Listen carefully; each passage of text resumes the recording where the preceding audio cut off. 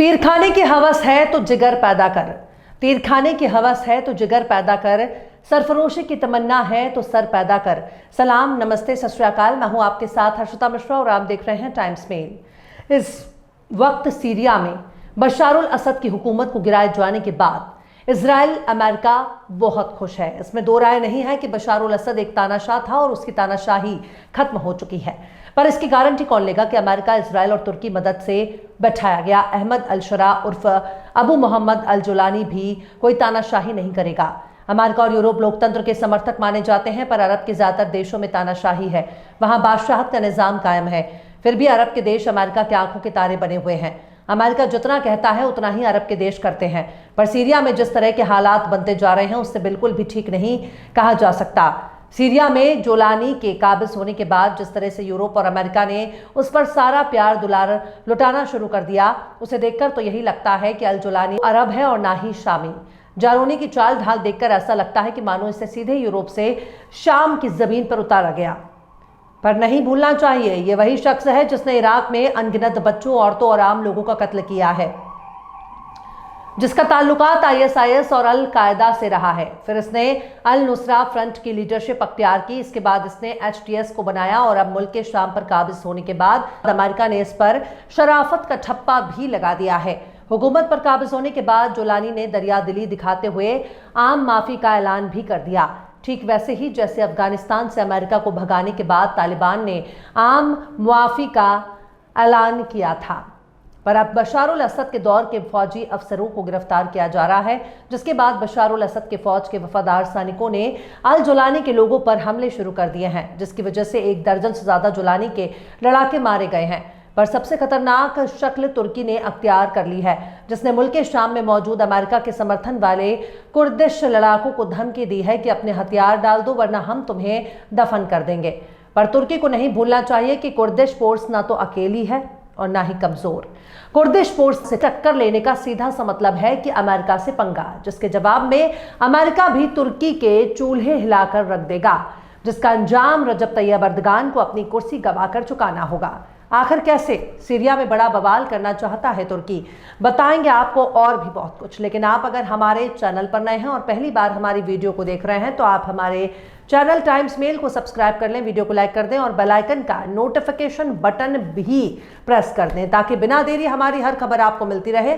लौटते हैं अब खबर की तरफ। तुर्की के राष्ट्रपति रजब तैयब अर्दगान ने शाम में लड़ रहे कुर्दिश लड़ाकों को हथियार डालकर जंग से हट जाने के लिए कहा है।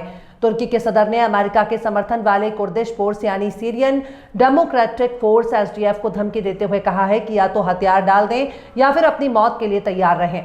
अर्दगान ने अमेरिका के कुर्दिश फोर्स को कहा है कि अगर लड़ाई जारी रखोगे तो तुमको सीरिया की जमीन में दफना दिया जाएगा। अर्दगान की ये चेतावनी ऐसे वक्त में सामने आई है जब सीरिया में बशारुल असद की हुकूमत को खत्म होने के बाद तुर्की समर्थन वाले सीरियन नेशनल आर्मी के लड़ाकों और अमेरिका समर्थित SDF के लड़ाकों के बीच लगातार झड़पें हुई हैं। इस झड़प की वजह से दोनों के बीच तनाव बढ़ता जा रहा है। बैनुल अक़वामी मीडिया रिपोर्ट के मुताबिक अर्दगान ने अपने खिताब में कहा है कि अलगाववादी हत्यारे अब या तो अपने हथियारों को अलविदा कहेंगे, नहीं तो उन्हें अपने हथियार के साथ सीरिया की जमीन में दफना दिया जाएगा। हम उनका सफाया कर देंगे जो हमारे और कुर्द भाइयों के बीच दीवार खड़ी करने की कोशिश कर रहा है। तुर्की के राष्ट्रपति अर्दगान ने यह भी ऐलान किया है कि तुर्की जल्द ही सीरिया के अलेप्पो में अपना वाणिज्य दूतावास खोलने जा रहा है। उन्होंने यह भी उम्मीद जताई है कि अगले साल गर्मियों में तुर्की में रह रहे लाखों सीरियाई शरणार्थी वापस अपने देश लौटने लगेंगे। दरअसल तुर्की की सरकार सीरिया में कुर्दिश YPG मिलिशिया को प्रतिबंधित कुर्दिस्तान वर्कर्स पार्टी PKK का ही एक विस्तार मानता है, जो अमेरिका समर्थित सीरियन डेमोक्रेटिक फोर्सेस SDF का मुख्य घटक है। PKK ने साल 1984 से तुर्की के खिलाफ विद्रोह छेड़ रहा है। तुर्की ने हालिया दिनों में बार बार अपने नाटो सहयोगी अमेरिका और दूसरे देशों से YPG का समर्थन बंद करने के लिए कहा है। वहीं सीरिया की नई हुकूमत ने कहा कि पश्चिमी हिस्से में बेदखल राष्ट्रपति बशारुल असद के वफादार सैनिकों के हमले में आंतरिक मंत्रालय के 14 कर्मियों की मौत हो गई है और 10 घायल हो गए हैं। एक पूर्व अधिकारी को गिरफ्तार करने की कोशिश की जा रही थी। जिस अधिकारी को गिरफ्तार करने की कोशिश की जा रही थी उसका ताल्लुक राजधानी दमिश्क के पास मौजूद कुख्यात सिडनाया जेल में अपनी भूमिका के कारण संदिग्ध था। वहीं बशार उल असद की हुकूमत को गिराए जाने के बाद अलग अलग ममालिक में पनाह ले चुके शामी लोगों की घर वापसी शुरू कर दी। संयुक्त राष्ट्र ने जुमेरात को कहा कि असद हुकूमत के खात्मे के बाद 3 हफ्ते में पड़ोसी देशों से सीरिया लौटने वाले शरणार्थियों की तादाद 50,000 से ज्यादा हो गई है। ये वही लोग हैं जो बशार उल असद के जुल्म और बर्बरियत की वजह से जान बचाकर दूसरे देशों में पनाह गुज़ीर हो गए थे, अपने घर बार को छोड़कर दूसरे देशों में सिर छुपाने के लिए मजबूर थे। वहीं जिस तरह से गजा को नरसंहार करने के लिए अमेरिका और पश्चिमी देशों ने इजराइल की मदद की है, इनके लिए इन पर इंटरनेशनल कोर्ट में मुकदमा चलना चाहिए। अमेरिका और जर्मनी जैसे कातिलों का माजी में बहुत ही काला इतिहास रहा है। अब संयुक्त राष्ट्र के विशेष प्रतिवेदक ने कहा है कि अमेरिका और जर्मनी के खिलाफ कानूनी कार्रवाई की जा सकती है, क्योंकि वे इजराइल को 99% हथियार उपलब्ध कराते हैं।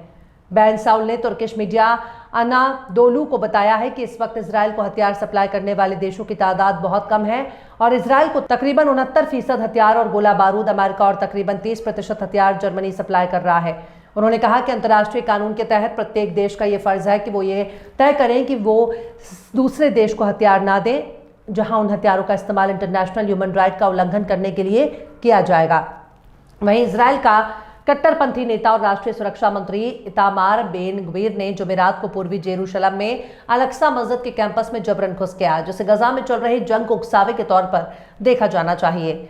जेरूसलम में जॉर्डन द्वारा संचालित इस्लामिक बंदोबस्ती विभाग के एक अधिकारी ने बताया कि बैन गवीर ने भारी पुलिस सुरक्षा के बीच मस्जिद में दाखिल हुआ और मस्जिद के अहाते को दौरा किया। साल 2022 में नेतन्याहू की सरकार में शामिल होने के बाद से चरमपंथी मंत्री का फ्लैश पॉइंट कैंपस का ये 5वां दौरा था। ये घटना यहूदियों के हफ्ते सप्ताह भर पहले चलने वाले त्योहार हनुक्काह के साथ मेल खाती है, जो जुमेरात से शुरू हुआ है।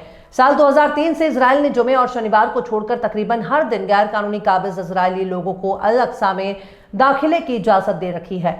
अल-अक्सा मस्जिद मुसलमानों के लिए दुनिया का तीसरा सबसे बड़ा पाकीज़ा मकाम है, पर गौर करने वाली बात यह है कि इसी के पड़ोसी में शाम, मिस्र और जॉर्डन है, जो इस वक्त इजराइल के चरणों में लेटे हुए हैं। इसकी सबसे बड़ी वजह यह है कि यूरोप ने अपने अपने पसंदीदा लोगों को इन देशों में बैठा रखा है जो इजराइल को दिल से प्यार करते हैं। पर जिस तरह से शाम के भीतर अमेरिका के समर्थन वाले कुर्दिश फोर्स को तुर्की की तरफ से धमकी पर धमकी दी जा रही है, उससे इतना तो तय है कि अमेरिका और तुर्की के बीच एक नया जंग देखने को मिलेगा। रजब तैयब अर्दगान की हुकूमत को उखाड़ कर फेंक भी सकता है।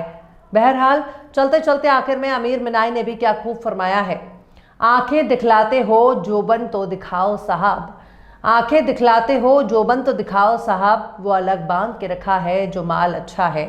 फिलहाल इस खबर में बस इतना ही। इस खबर को आप हमारे साथी शम्स तबरेज के कलम से सुन रहे थे। आपको कैसा लगा कमेंट बॉक्स में जरूर बताइएगा। वीडियो पसंद आए तो लाइक करें।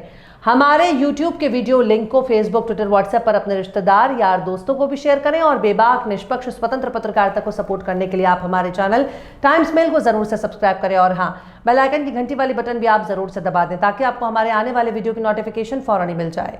फिर मिलते हैं किसी और वीडियो में एक नई खबर के साथ। हर्षिता मिश्रा को दीजिए इजाजत। जय हिंद। अगर अभी तक आपने हमारे चैनल टाइम्स मेल को सब्सक्राइब नहीं किया है तो जल्दी से सब्सक्राइब कर दें और बेल आइकन भी प्रेस कर दें।